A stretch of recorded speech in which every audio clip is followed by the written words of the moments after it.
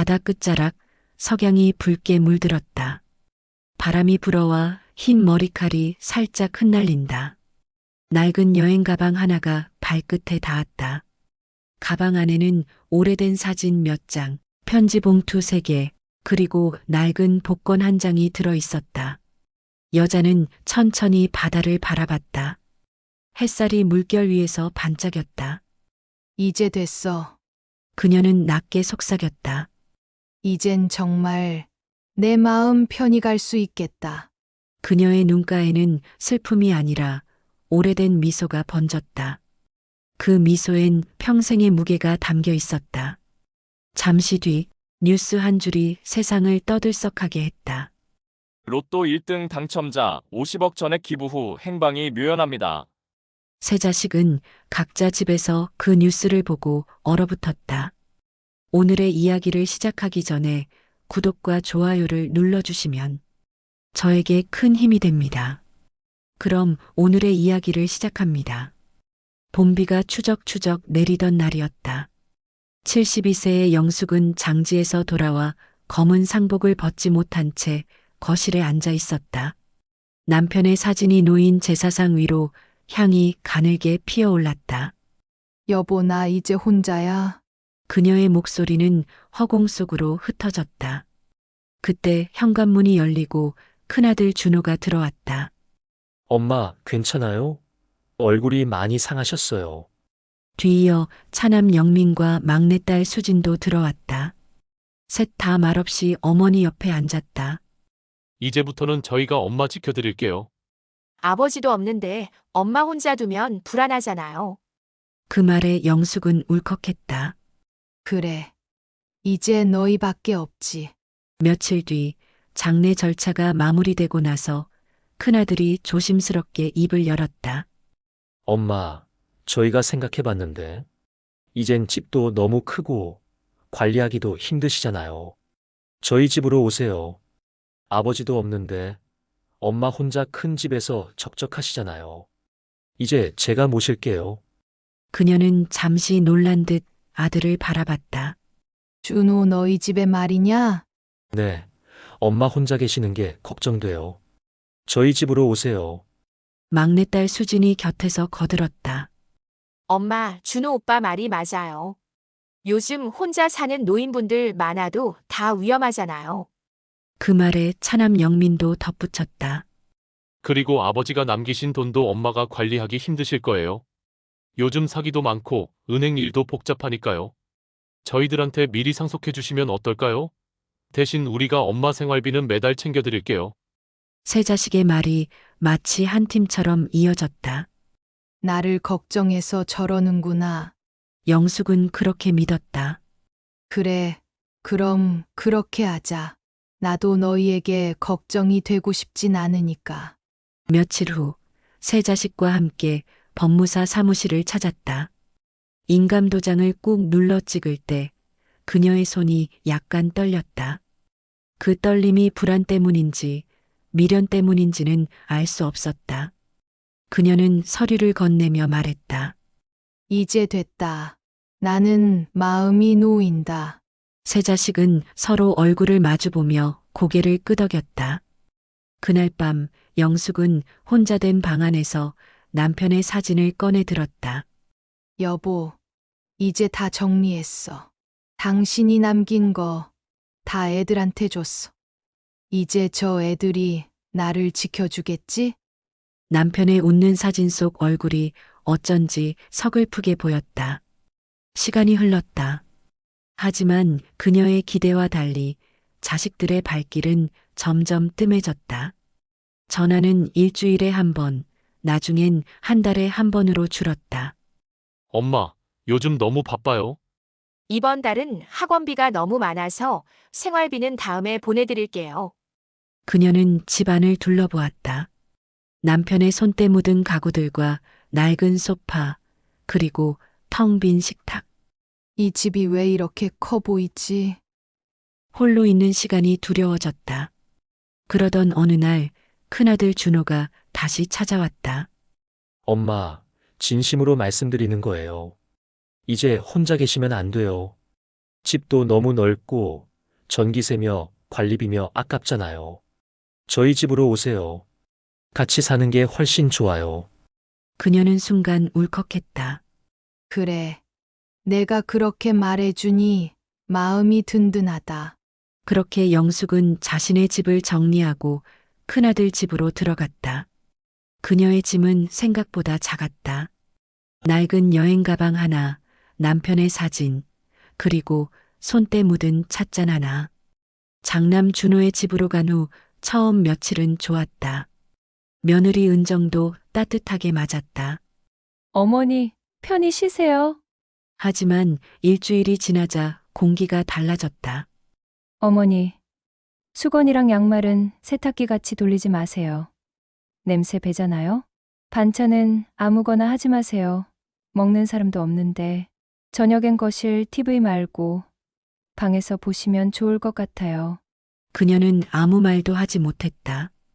밤마다 남편의 사진을 바라보며 혼잣말을 했다.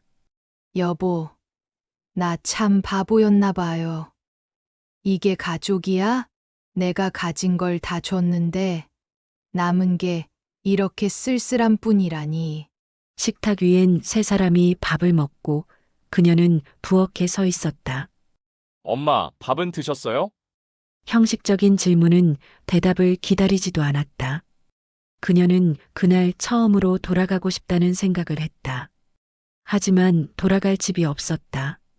그녀는 그날 밤 복권을 한 장 샀다. 작은 위안이라도 필요했다. 희미한 가로등 아래서 복권 종이를 보며 중얼거렸다.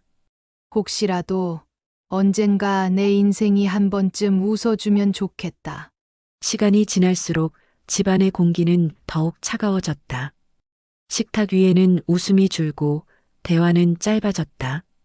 영숙은 매일 새벽같이 일어나 밥을 짓고 국을 끓였지만 그녀의 자리는 식탁이 아닌 부엌 구석이었다. 어머니, 아침은 그냥 저희가 알아서 할게요. 며느리 은정은 늘 무뚝뚝하고 차가웠다. 요즘은 다 간편식이에요. 이렇게 국 끓이고 생선 굽고 하면 냄새가 하루 종일 나잖아요? 영숙은 대답 대신 고개를 끄덕였다. 조용히 창문을 열어 냄새를 빼내며 마음속으로 혼잣말했다. 그래. 내가 눈치껏 하면 되지. 그녀가 부엌에서 밥을 차리고 있을 때였다. 안방에서 며느리의 날카로운 목소리가 들렸다. 여보, 솔직히 말해서 어머님 모시고 사는 게 생각보다 쉽지 않아. 그래도 당분간은 어쩔 수 없잖아. 당분간이라니. 그 당분간이 언제까지야? 조용히 좀 해. 들리겠어. 그 대화는 들리지 않기를 바랐지만 또렷하게 들렸다. 그녀는 손에 쥔 국자를 놓지 못한 채 한참을 서 있었다. 국물 위에 떠오른 기름 방울이 마치 눈물 같았다. 저녁이 되면 며느리는 식탁에 세 사람의 그릇만 놓았다. 식사는 어머니 방에서 따로 하시면 안 될까요? 아이가 식사 중에 불편해서요. 영숙은 억지로 미소를 지었다. 그래. 난 괜찮아. 내가 따로 먹으마. 그녀는 방으로 들어가 찬밥에 물을 말아 먹었다. 벽에 붙은 남편의 사진이 희미한 조명 아래서 그녀를 바라보고 있었다. 여보, 나 이렇게 살 줄 알았으면 그 돈 다 주지 말 걸 그랬지? 목소리가 떨렸다. 손끝에 쥔 숟가락이 가볍게 흔들렸다. 며느리의 눈초리는 점점 노골적이 되어갔다. 어머니, 수건은 따로 써주실래요? 제가 냄새에 예민해서요. 그리고 부엌 일은 제가 할 테니 어머니는 그냥 쉬세요. 쉬라는 말은 배제였다. 그녀가 움직일 자리는 점점 좁아지고 있었다. 하루는 아들 준호가 방으로 들어와 말했다. 엄마, 은정이 요즘 많이 예민해. 아이도 학교 일로 힘들고 나도 일 때문에 피곤하니까 조금만 조심해줘요. 내가 뭘 조심해야 하니? 그냥 말이라도 좀 아껴요. 괜히 분위기 싸해지잖아요. 그녀는 그 말을 듣고 아무 말도 하지 않았다. 가슴 한가운데가 뻥 뚫린 듯 허전했다. 이 집에 내 목소리 한마디 설 곳이 없구나. 며칠 후 그녀는 조심스럽게 말했다. 준호야, 나 잠깐 교회 나가볼까 해. 교회요? 글쎄요. 시간 맞추기도 힘들고 엄마 혼자 다니면 위험하니까요. 그래도 사람 좀 만나고 싶어서. 집에 계세요. 나중에 제가 시간 되면 모시고 갈게요. 결국 그녀는 그날도 우두커니 방 안에 있었다. 바깥에 사람들의 웃음소리가 유난히 멀게 느껴졌다. 어디선가 아이들의 웃음소리가 들리자 문득 눈물이 차올랐다. 나도 한때는 저런 엄마였는데. 어느 날 딸 수진이 전화를 걸었다. 엄마 잘 지내세요? 그녀는 목이 메었지만 밝게 대답했다. 그럼 잘 지내지? 다행이다. 엄마 요즘 저희 남편 사업이 조금 힘들어요. 혹시 남은 돈 있으세요? 남은 돈이라니? 다 너희한테 줬잖니? 아, 그렇죠. 그냥 물어봤어요. 그 뒤로 전화는 끊겼다. 밤이 깊어갈수록 그녀의 마음은 더 무거워졌다. 남편이 그립고 옛집이 그리웠다. 그 집에선 설거지 소리도 따뜻했는데 이 집의 설거지 소리는 늘 싸늘했다. 그녀는 조용히 달력을 넘겼다. 복권 추첨일이 표시된 날짜. 유일하게 손때 묻은 부분이었다. 그녀는 미소를 지었다. 그래, 세상을 다 가져간대도 희망은 내 거야. 그날 밤 복권방의 불빛이 유난히 따뜻하게 느껴졌다. 주인 아주머니가 말했다. 할머니, 오늘은 느낌이 좋아요. 그녀는 웃으며 말했다. 그럼 2장 줘요. 복권을 품에 넣고 집으로 돌아오며 그녀는 하늘을 올려다봤다. 별빛이 희미하게 반짝였다. 여보, 당신이 하늘에서라도 나 좀 도와줘요. 그녀의 눈에 눈물이 고였다. 하지만 이번엔 닦지 않았다. 그 눈물이 어쩐지 오래 묵은 마음의 먼지를 씻어주는 듯 했으니까. 그날도 어김없이 새벽부터 눈을 떴다.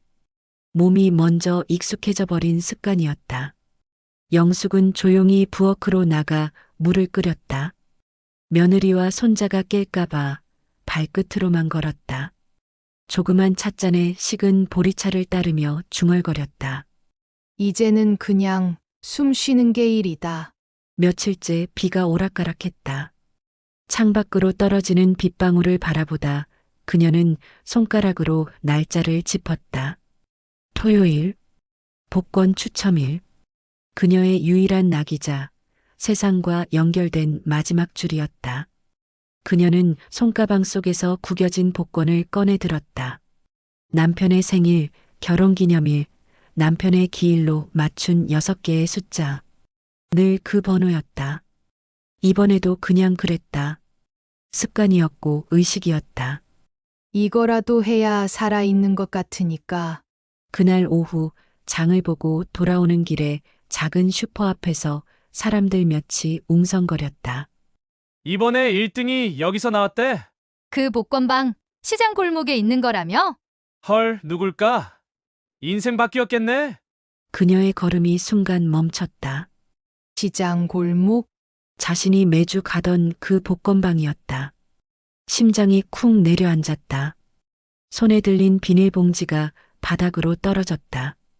두부가 깨지고 파 한 단이 구겨졌다. 그녀는 집으로 뛰듯 걸었다. 가방에서 복권을 꺼내 들고 텔레비전을 켰다. 화면 속 앵커가 또박또박 숫자를 읽었다. 1등 당첨번호 3, 7, 12, 18, 24, 31. 그녀는 손끝으로 자신이 적은 번호를 짚었다. 하나, 둘, 셋, 넷, 다섯, 여섯. 숨이 멎었다. 눈앞이 하얘졌다. 이게 진짠가? 손이 떨려 복권이 떨어졌다. 그녀는 얼른 주워들고 다시 확인했다. 틀림없었다. 전부 일치. 1등. 잠시 아무 소리도 들리지 않았다. 거실 시계 초침 소리만 또각또각 울렸다. 그녀는 복권을 품에 꼭 안았다. 눈물이 터졌다. 여보, 나 해냈어. 당신이 남긴 번호가 맞았어요. 그녀는 남편의 사진 앞에 복권을 올려놓았다. 손끝으로 액자를 어루만졌다. 여보, 당신이 하늘에서라도 봐줬구나. 그날 밤 그녀는 오랜만에 전등을 다 켜놓았다. 식탁 위에 흰밥 한 공기, 김치, 달걀말이, 된장국. 그녀가 좋아하던 반찬들이었다. 오늘은 나를 위해 차린 밥상이야. 그녀는 혼잣말로 웃었다. 숟가락을 들자 눈물이 또 났다. 이 맛이 이렇게 따뜻했구나. 다음 날 은행 창구 앞에 앉은 그녀는 여전히 실감이 나지 않았다. 직원은 친절한 미소로 말했다. 축하드립니다. 큰 금액이네요. 통장 개설 도와드릴게요. 그녀는 조용히 고개를 숙였다. 이 돈 조용히 관리하고 싶어요. 아무도 모르도록요. 네, 고객님 요청대로 비공개 처리해드리겠습니다. 은행을 나서며 그녀는 햇살을 올려다봤다.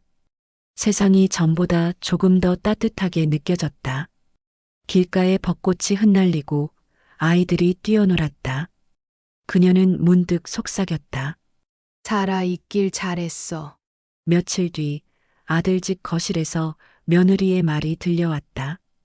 어머니, 이번 달엔 전기세가 너무 많이 나왔는데 낮에는 거실 조명 좀 꺼주실래요? 영숙은 아무 대답도 하지 않았다. 그냥 미소만 지었다. 그 미소 속엔 이미 오래된 결심이 숨어 있었다. 그날 밤 그녀는 조용히 서랍을 열었다. 안에는 복권 사본과 통장이 가지런히 놓여 있었다. 손끝으로 그 표면을 쓰다듬으며 그녀는 중얼거렸다. 이 돈은 진짜 나를 위해 쓸 거야. 며칠 뒤 그녀는 시장길을 따라 부동산을 찾았다. 새 아파트라 깨끗하고 남향이라서 햇살도 좋고요. 근처 산책하기도 정말 좋아요. 중개인의 말에 그녀는 잠시 창밖을 보았다. 봄 햇살이 벚꽃가지 사이로 흘러내렸다. 그래요. 여긴 따뜻하네요. 그녀는 조용히 도장을 찍었다. 이삿날 트럭에 실린 짐은 많지 않았다. 가방 몇 개, 남편의 사진, 오래된 찻잔, 그리고 화분 하나. 운전을 하던 트럭 기사 아저씨가 물었다. 어르신, 따님이나 아드님은 안 오세요? 다들 바빠요. 이제부터 제 짐은 제가 옮기려고요. 새 집의 문을 여는 순간 따뜻한 공기가 밀려왔다. 햇살이 바닥을 가득 채웠다. 그녀는 현관에 잠시 서서 천천히 심호흡했다. 이 공기가 내 거라니 믿기지 않네. 부엌은 작지만 깨끗했다. 창문으로는 노란 개나리가 보였다. 그녀는 새 냄비를 꺼내 밥을 지었다. 보리차 대신 커피를 끓였다. 커피 향이 방안을 감싸자 입가에 미소가 번졌다. 이제야 내가 내 밥을 짓는구나. 며칠 동안은 정말 꿈 같았다. 누구의 눈치도 잔소리도 조용한 한숨도 없었다. 아침이면 창문을 열고 햇살에 인사를 했다. 점심엔 시장 아주머니에게 덤으로 받은 나물 반찬을 먹으며 라디오를 들었다. 라디오 DJ가 말했다. 오늘은 마음이 가벼운 분들에게 커피 한 잔의 하루를 선물합니다. 그녀는 웃었다. 그 선물 나도 받았네. 이웃들도 금세 얼굴이 익었다. 할머니, 혼자 사세요? 불편한 거 있으면 말씀하세요. 고마워요. 이 동네 사람들은 따뜻하네요. 그녀의 말투엔 오랜만에 힘이 실려 있었다. 저녁이 되면 남편의 사진을 보며 이야기했다. 여보, 이제 좀 사람답게 산다. 당신 떠나고 처음으로 내 마음이 편해. 그녀는 새 집에 이름을 붙였다. 따뜻한 방. 벽 한쪽에 직접 쓴 글귀를 붙였다. 이곳은 누구에게도 미안하지 않은 나의 집. 시간이 흐르고 그녀의 얼굴엔 평화가 깃들었다. 그런데 어느 날 뉴스에서 익숙한 지명이 들려왔다. 최근 신덕구의 신축 아파트 단지 시세가 3배 이상 상승했습니다. 그녀는 손에 들고 있던 리모컨을 떨어뜨렸다. 영숙의 아파트였다. 그녀의 따뜻한 방. 며칠 후 자식들의 전화가 연달아 걸려왔다. 엄마, 뉴스 봤어요? 그 아파트 대박이에요. 엄마 혼자 계시기엔 너무 커요. 우리랑 같이 살면 얼마나 좋아요. 엄마, 그 집 팔면 다 같이 더 나은 데로 이사 갈 수도 있잖아요. 그녀는 침묵했다. 그들의 목소리엔 간절함보다 계산이 묻어 있었다. 오래전 상속을 설득하던 그 말투 그대로였다. 전화를 끊은 뒤 그녀는 커피를 내렸다. 잔 위로 김이 피어오르자 조용히 중얼거렸다. 그래. 이번엔 내가 지킨다. 이 집도, 내 삶도, 내 마음도. 그녀는 작은 노트를 꺼내 썼다. 내게 남은 시간은 덤이다. 그 덤을 누군가를 위해 쓰면 내 인생은 조금 더 따뜻해질 거야. 창밖으로 봄비가 내렸다. 그녀는 커튼을 걷고 창문을 살짝 열었다. 비 냄새와 커피 향이 섞였다. 여보, 당신이라면 이 냄새 좋아했을 거야. 그리고 그녀는 미소 지었다. 이제 그녀의 눈빛엔 체념이 아닌 평화가 있었다. 삶은 아직 끝나지 않았고, 이제야 비로소 그녀는 자기 인생의 주인으로 돌아온 것이었다. 봄이 지나고 여름이 찾아왔다. 영숙의 따뜻한 방엔 햇살이 매일같이 들어왔다. 창문 너머로 매미 소리가 들렸고 커튼 사이로 바람이 드나들었다. 그녀는 매일 아침 커피를 내리고 식물을 닦았다. 조용하고 평화로웠다. 그 평화가 깨어진 건 어느 토요일 오후였다. 현관벨이 요란하게 울렸다. 띵동띵동. 문을 열자 큰아들 준호와 며느리 은정, 그리고 손자가 서 있었다. 엄마, 보고 싶어서 왔어요. 그녀는 그 말을 듣는 순간 가슴이 따뜻해졌다. 오랜만이었다. 누군가 엄마 보고 싶다라고 말한 게. 그래. 들어오렴. 그러나 그 따뜻함은 오래가지 않았다. 아들이 집을 둘러보는 눈빛엔 낯선 계산이 깃들어 있었다. 준호는 집 안을 둘러보며 말했다. 와, 엄마 여기 진짜 좋다. 깔끔하고 공기도 좋고, 역시 아파트를 잘 사셨어요. 그냥 조용해서 좋아. 나 혼자 살기 딱이야. 그런데 엄마, 여기 집값 많이 올랐대요. 뉴스 봤어요? 그녀는 웃으며 고개를 끄덕였다. 응. 들었지. 엄마, 혹시 팔 생각은 없으세요? 이참에 좀 더 넓은 데로 옮기시고, 남는 돈은 저희랑 같이 써요. 가족끼리 나누는 거잖아요. 그녀는 잠시 말이 없었다. 손에 들린 커피잔을 내려놓으며 말했다. 가족끼리 나누는 건 돈이 아니라 마음이잖니? 그 말에 준호는 잠시 굳었다가 억지로 웃었다. 엄마, 그렇게 오해하지 마세요. 저희는 그냥 걱정돼서. 그때 며느리가 말을 보탰다. 어머니, 저희도 솔직히 요즘 좀 힘들어요. 아이 학원비도 그렇고 전세도 올랐고요. 어머니가 조금만 도와주시면 정말 큰 힘이 될 거예요. 그녀는 두 사람을 번갈아 바라봤다. 눈빛 속엔 슬픔과 체념이 동시에 담겨 있었다. 은정아, 넌 정말 나랑 살고 싶으냐? 난 너랑 살 때 숨 쉬는 것도 내 눈치가 보였다. 은정의 얼굴이 굳었다. 그땐 제가 몰라서 그랬어요. 그땐 그냥 같이 사는 게 버거웠어요. 그래, 이제 알겠지?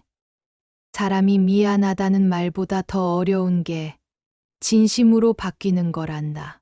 아들의 눈빛이 흔들렸다. 엄마, 은정이도 반성하고 있어요. 그래도 가족끼리 모여 사는 게 좋잖아요. 그리고 요즘은 집값이 언제 떨어질지 몰라요. 팔려면 지금이 기회예요. 그녀는 조용히 고개를 끄덕였다. 그래, 맞다. 팔 때가 됐지. 정말요? 아들의 눈이 번쩍였다. 응. 하지만 집을 판 돈은 더 이상 가족 누구의 것도 아니야. 그건 내 마지막 인생의 몫으로 쓸 거다. 그녀의 말에 방 안의 공기가 무겁게 가라앉았다. 며느리는 손에 든 가방을 꽉 쥐고 자리에서 일어났다. 그럼 저희는 이만 가볼게요. 문이 닫히는 소리 뒤로 한동안 정막이 흘렀다. 그녀는 깊게 숨을 내쉬었다. 여보, 이게 우리 애들이야. 그래도 나 미워하지 않으려 해. 며칠 뒤 그녀는 부동산을 찾았다. 이 아파트 매물로 내놓고 싶어요. 중개인은 놀란 표정으로 물었다. 어르신, 이 집은 더 오를 텐데요. 너무 서두르시는 거 아닌가요? 그녀는 미소를 지었다. 돈은 기다려도 되지만 마음의 평화는 기다려주질 않아요. 며칠 후 거래가 성사됐다. 서류에 도장을 찍으며 그녀는 속으로 중얼거렸다. 여보, 나 이제 이 집 놓는다. 하지만 잃는 게 아니라 돌려주는 거야. 집을 비우던 날 햇살이 창문을 통해 들어와 바닥을 따뜻하게 비쳤다. 마지막으로 부엌을 바라봤다. 그곳엔 처음으로 자신의 밥을 지었던 냄비와 남편의 사진이 있었다. 당신이 떠난 뒤 이곳에서 많이 울었어. 하지만 이제는 울지 않아. 당신이 가고 나서야 많은 걸 깨달았어.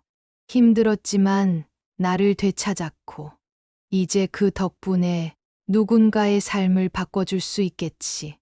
그녀는 조용히 액자를 껴안고 말했다. 잘 있어. 따뜻한 방. 너 덕분에 따뜻했던 나날이 있었어. 며칠 후 그녀는 새 원룸에 들어섰다. 방 한가운데 작은 창문, 침대, 냉장고 하나뿐이었다. 하지만 이상하게 공기가 가벼웠다. 이제야 진짜 내 자리 같네. 새로 산 전기포트에 물을 끓이고 커피를 내렸다. 한 모금 마시며 그녀는 미소 지었다. 이게 바로 자유의 맛인가 봐. 그날 오후 그녀는 은행으로 향했다. 고개 숙인 채 차분히 창구 직원에게 말했다. 이 통장에 있는 돈 전부를 복지재단에 기부하고 싶어요. 직원은 놀라서 물었다. 전액이요? 살 만큼만 남기고요. 남은 건 세상에 돌려줄래요. 서류를 작성하고 통장을 건네며 그녀는 창밖으로 눈을 돌렸다. 햇살이 유리창에 부딪혀 반짝였다. 여보, 이제 됐어. 이 돈은 나를 위해 쓴 마지막 선물이야. 서류에 사인을 마친 뒤 직원이 조용히 물었다. 이렇게 큰 결심을 하시다니 이유를 여쭤봐도 될까요? 그녀는 그저 환한 미소를 지었다. 은행을 나서며 바람이 그녀의 머리칼을 살짝 스쳤다. 그녀는 커피를 한 잔 사들고 길을 걸었다. 햇살 아래 발걸음이 가벼웠다. 그녀는 하늘을 올려다보며 천천히 웃었다. 당신이 가고 많은 걸 깨달았어. 힘들었지만 나를 되찾았고. 그 말 뒤로 한 줄기 바람이 불었다. 그 바람 속엔 후회도 한탄도 없었다. 오로지 자유롭고 평화로운 숨결만이 남아 있었다. 며칠 뒤 새 자식의 우편함에 동시에 흰 봉투가 도착했다. 보낸 사람의 이름은 없었지만 봉투의 필체를 보는 순간 세 사람은 알아챘다. 엄마였다. 큰아들 준호에게 너는 언제나 가족의 중심이 되겠다 했지. 그런데 중심이란 건 다른 사람 위에 서는 게 아니라 함께 서는 거란다. 엄마는 내가 미워서 떠나는 게 아니다. 이제는 나를 위한 인생을 살고 싶을 뿐이다. 돈보다 중요한 건 마음이란 걸 내가 언젠가 깨닫길 바란다. 편지를 다 읽은 준호는 한동안 가만히 서 있었다. 손끝이 떨리고 눈가가 뜨거워졌다. 거실 한쪽에 앉아 멍하니 속삭였다. 엄마, 그의 눈에서 눈물이 떨어졌다. 바닥에 닿는 소리조차 작았다. 둘째 영민에게 내가 말했지. 세상은 냉정해요. 맞다. 세상은 냉정하단다. 하지만 그 냉정함 속에서도 사람은 따뜻할 수 있어야 해. 엄마는 너에게 성공을 바란 적이 없다. 그저 내가 누군가에게 따뜻한 사람이 되길 바랐단다. 엄마는 떠나지만 너에게 따뜻함을 남기고 싶구나. 영민은 편지를 쥔 채 한참 동안 움직이지 못했다. 창문 밖으로 아침 햇살이 들어왔다. 그 빛이 마치 엄마의 손길처럼 느껴졌다. 엄마한테 받기만 했어요. 그 따뜻함, 엄마한테 못 돌려드렸어요. 막내 수진에게 넌 언제나 웃는 얼굴이었지. 그런데 엄마가 가장 힘들 때 그 웃음은 내게 닿지 않았단다. 그래도 괜찮다. 엄마는 너를 사랑했어. 그 사랑이 부족했더라도 너는 내 아이에게 꼭 그 웃음을 전해주렴. 수지는 입을 막고 울었다. 목이 메어 아무 말도 할 수 없었다. 남편이 물었다. 무슨 일이야? 그녀는 고개를 저었다. 엄마가 세 개의 봉투에는 같은 문장이 적혀 있었다. 부디 돈이 아니라 마음을 남기며 살거라. 편지를 다 읽은 세 자식은 휴대폰을 꺼냈다. 각자의 손끝이 떨리고 있었다. 엄마, 지금 어디 계세요? 엄마, 제발 전화 좀 받아요. 하지만 신호음만 길게 이어졌다. 며칠을 전화했고 어머니의 거처로 찾아가 보았지만 집은 이미 비어 있었다. 이웃은 고개를 저었다. 며칠 전에 짐을 정리하시더니 새벽에 떠나셨어요. 어디로 가신다고는 안 하셨고요. 그 말에 세 자식은 그 자리에서 아무 말도 하지 못했다. 그제야 편지 한 줄 한 줄이 가슴을 찔렀다.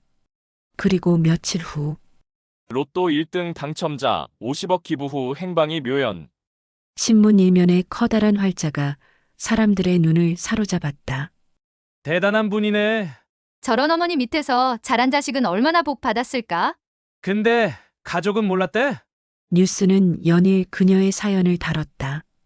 누군가는 찬사를 보냈고 누군가는 이해할 수 없다는 듯 고개를 갸웃했다. 하지만 그 뉴스의 의미를 진심으로 이해한 사람은 단 3명뿐이었다. 그날 밤 준호는 형제들을 모았다. 작은 식탁 위엔 노트북이 켜져 있었다. 엄마 생각이 계속 나서 그냥 같이 보고 싶었어. 그의 목소리는 낮고 떨렸다. 화면 속에는 오래된 사진과 영상들이 차례로 흘러갔다. 지난 설날 어머니가 직접 끓인 떡국을 앞에 두고 웃던 모습, 하얀 김 사이로 번지는 미소는 따뜻했고 진심이었다. 엄마가 우리한테 해주고 싶으셨던 게 뭐였을까? 영민의 목소리가 떨렸다.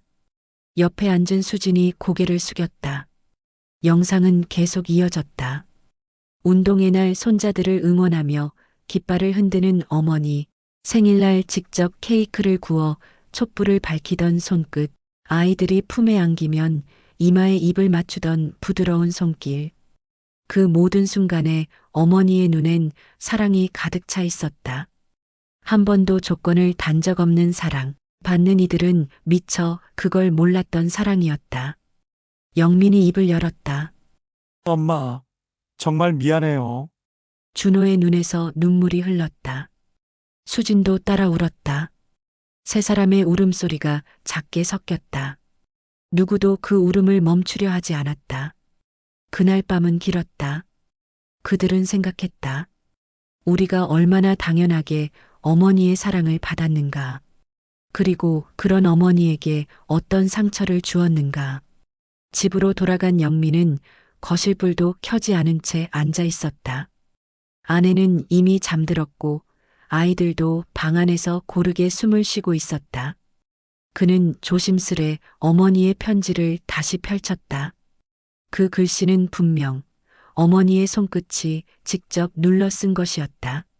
함께 나누는 거였단다. 영미는 자신의 인생을 떠올렸다. 30해를 넘게 살면서 어머니와 마주 앉아 밥을 먹은 시간이 얼마나 있었을까. 어머니가 집에 찾아오셨을 때 일이 많아서 못 봐요. 하며 돌려보내던 날들. 명절에 찾아가도 형제들과 이야기하느라. 어머니가 혼자 부엌에서 음식을 준비하시던 모습. 그의 어머니는 언제 자신의 시간을 가져보셨을까? 언제 쉬어봤을까? 언제 행복했을까? 휴대폰을 들었다. 연락처를 찾아 엄마를 눌렀다. 신호음만 계속해서 이어질 뿐. 전화를 받는 이는 없다. 그는 대신 문자창을 열었다. 제목 엄마 미안해요. 집으로 돌아간 수지는 아이들이 자는 방으로 들어갔다. 작은 스탠드 불빛 아래 둘째가 그린 가족 그림이 벽에 붙어 있었다. 단순한 선으로 그린 엄마의 얼굴 옆에 크게 웃고 있는 할머니 그림이 있었다. 수지는 벽에 기대어 앉았다. 어머니 편지 속 한 문장이 다시 떠올랐다. 엄마는 너를 사랑했어. 그 사랑이 부족했더라도 너는 내 아이에게 꼭 그 웃음을 전해주렴. 그 문장이 가슴 깊숙이 내려앉았다. 그녀는 휴대폰을 켜서 아이들의 얼굴을 조심스레 찍었다. 작은 숨소리, 포근한 이불, 그리고 그 위로 번지는 달빛. 사진을 본 수지는 짧은 메시지를 남겼다. 엄마, 보고 싶어요. 그녀는 휴대폰을 가슴에 안았다. 눈물이 흘러내렸지만 그 눈물은 따뜻했다. 창밖에서 바람이 불었다. 살짝 열린 창문 사이로 여름밤의 냄새가 들어왔다. 그녀는 그 바람 속에서 어머니의 향기를 느꼈다. 아침 해가 떴다. 도시는 여전히 바쁘게 굴러갔다. 출근하는 사람들, 등교하는 학생들, 일찍 문을 여는 카페들. 세상은 변하지 않은 듯 했지만 세 자식의 마음에는 분명한 변화가 생겨나고 있었다. 장남 준호는 출근길 차 안에서 라디오를 켰다. 그 주파수는 어머니가 늘 틀어놓으시던 채널이었다. 익숙한 피아노 전주가 흘러나왔다. 어머니가 자주 흥얼거리던 노래였다. 그는 잠시 핸들을 잡은 채 소리 없이 따라 불렀다. 엄마가 좋아하던 노래네. 목이 메었지만 미소가 번졌다. 차남 영미는 그날따라 퇴근을 일찍 했다. 집으로 가는 길에 약국에 들렀다. 진열대 한켠 어머니가 늘 바르시던 보습크림이 눈에 들어왔다. 이거 냄새까지 엄마네. 그는 조심스레 그 크림을 집어들었다. 계산을 마치고 나오며 속삭였다. 엄마, 이젠 내가 당신처럼 누군가를 챙길게요. 막내 지은은 퇴근길에 장을 봤다. 내일 아이들과 함께 요리할 반찬 재료들. 당근, 애호박, 두부, 멸치. 모두 어머니가 즐겨 사오던 것들이었다. 집에 돌아온 지은은 아이들이 놀고 있는 부엌 옆 식탁에 재료를 가지런히 올려놓았다.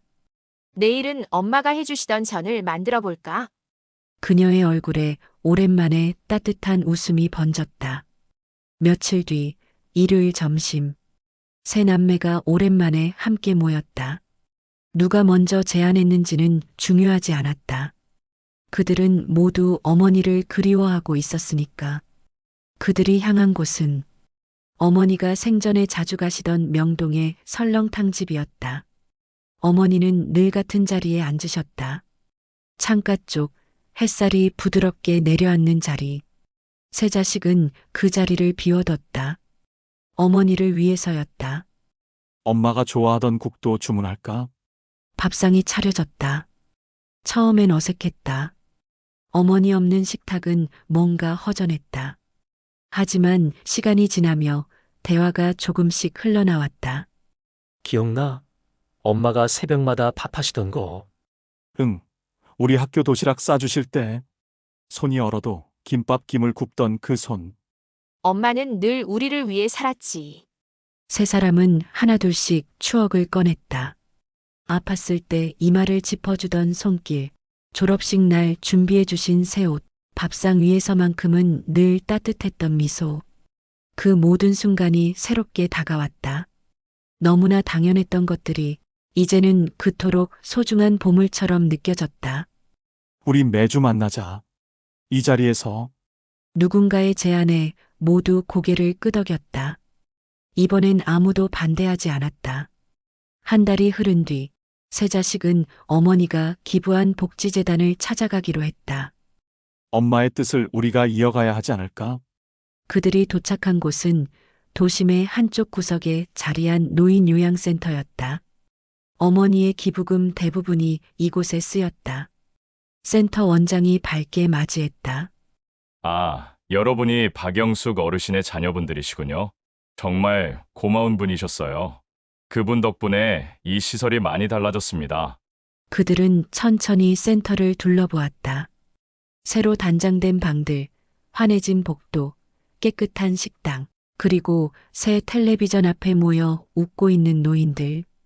한 할머니가 다른 할머니의 손을 잡고 웃었다. 그 웃음은 낯설지 않았다. 마치 어머니가 자식을 바라보던 미소처럼 따뜻했다. 지은이 속삭였다. 우리 엄마 같은 분들이 여기 많네요. 네, 대부분 혼자 사셨던 분들이에요. 원장이 미소 지었다. 박영숙 어르신의 기부로 요양사 인원도 늘릴 수 있었고요. 식사 질도 훨씬 좋아졌습니다. 그분의 마음이 아직도 이곳을 따뜻하게 지켜주고 있어요. 새 자식은 고개를 숙였다. 눈가가 붉어졌다. 한평생 가족만을 위해 살아오신 어머니, 이제는 더 큰 세상 속에서 그 사랑을 전하고 계셨다. 준호가 조심스레 물었다. 저희도 여기서 자원봉사할 수 있을까요? 원장은 따뜻하게 웃었다. 그게 아마 그분의 진짜 바람이었을 겁니다. 그날 오후 요양원 창문 밖엔 햇살이 가득했다. 창가에 걸린 커튼이 바람에 흔들렸다. 그 바람은 마치 누군가의 손길처럼 부드럽고 따뜻했다. 세 자식은 서로를 바라보며 조용히 미소 지었다. 작은 어촌 마을. 창문 너머로 파도 소리가 잔잔히 들려왔다. 바람에 염분이 섞여 코끝을 스쳤다. 낡은 여관방. 한 노인이 커피를 내리고 있었다. 주전자에서 김이 오르고 방 안은 따뜻한 향기로 채워졌다. 창밖으로 눈을 돌리자 바다 위로 부서지는 햇살이 번졌다. 갈매기들이 느릿하게 하늘을 가르며 날았다. 영숙은 커피잔을 두 손으로 감싸쥐었다. 그리고 조용히 미소 지었다. 여보, 여긴 바람이 좋아. 당신이 좋아하던 냄새야. 그녀는 커피잔을 들어 천천히 한 모금 마셨다. 바다의 소금기와 커피의 쌉싸래한 향이 섞여 묘하게 따뜻했다. 이제야 정말 내가 나로 살아. 그녀의 목소리는 작았지만 단단했다. 그때 라디오에서 뉴스가 흘러나왔다. 로또 1등 전액 기부자, 여전히 행방은 묘연합니다. 하지만 많은 이들이 그녀의 용기와 선택에 감사를 전하고 있습니다. 그녀는 천천히 창문을 향해 고개를 돌렸다. 파도가 부서지고 햇살이 반짝였다. 괜찮아. 그녀는 부드럽게 웃었다. 나는 여기에 있으니까. 바닷바람이 불어와 커튼이 부드럽게 흔들렸다. 그녀는 커피잔을 내려놓고 천천히 눈을 감았다. 햇살이 그녀의 얼굴 위로 내려앉았다. 잔잔한 숨결 사이로 마지막 한마디가 흘렀다. 이게 내 인생의 마지막 복권이지. 돈으로 살 수 없던 것들, 잃어야만 깨닫는 것들. 그녀는 결국 자신이 가장 원하던 삶을 찾았다. 바다의 바람처럼 자유롭고 햇살처럼 따뜻하게. 박영숙님의 이야기는 여기까지입니다.